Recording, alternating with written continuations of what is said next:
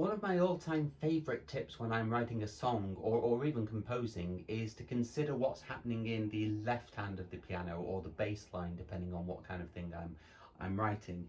Um, More specifically, it's to actually go against what the right hand's doing a lot of the time. So for example, if I'm doing something fairly basic, let's talk about a basic 1-4-5 song. So I'm talking about something that's sort of going C, F, G, maybe back to C.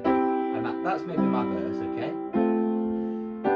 Now, typically I'd put the root in the left hand, like that.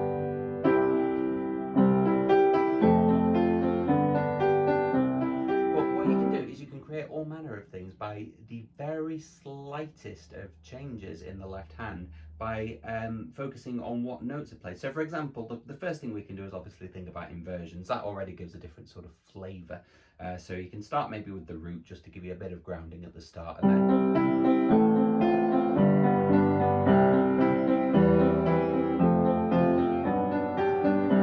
so that already creates a different thing. But one thing that I like to do very much is to actually take one note, in particular the root note, and to use that as the basis. So we're in C major, first chord was C, and so what I'm going to do is keep C in the bass, and then what you get is,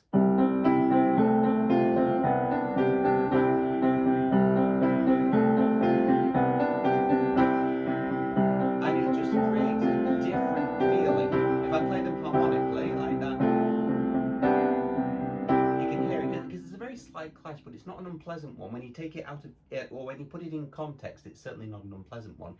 You can do exactly the same thing in the minor key. So if I switch that now to C minor and start thinking about, maybe I'm going to do, you know, a very typical chord structure. So C minor, B flat, back to B flat maybe. We'll just loop that round.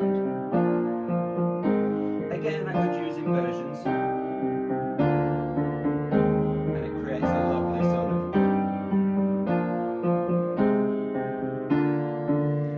But what I can do is say I'm in C minor, root is C, keep the C in the bass the whole time, and listen to this now. This is completely different. So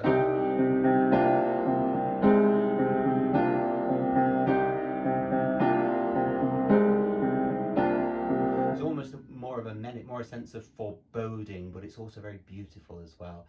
So you know, don't be afraid to experiment with what the left hand's doing. You don't have to stick entirely to the roots, because ultimately the roots are tried and tested, so they're not going to sound bad, but they're very obvious. You know, they've been done so many times. So think a little bit outside the box with your songwriting and it'll be great.